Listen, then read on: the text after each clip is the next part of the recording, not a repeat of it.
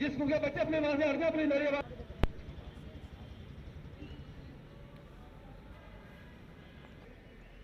यहाँ सारा मैं आपको बात करेंगे। आपकी हरकतें जरा सी हरकत भी हुआ है, 10 मिनट की बात है, 10-15 मिनट में खड़े रहना है बस। ईश्वर करो कि आप इस काबिल हैं।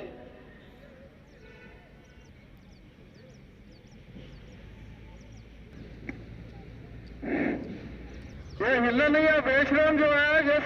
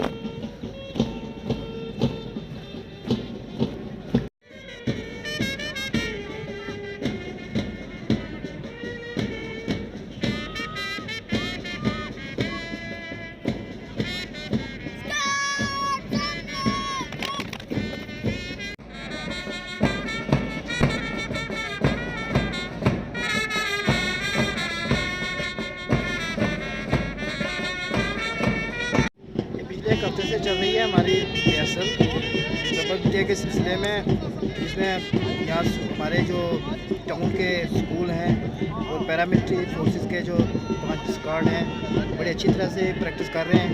और उसमें कुल जो है इस वक्त तक 28 जो स्क्वाड हैं वो कंटीजेंट जो है इसमें वो तैयारी में लगे हुए हैं।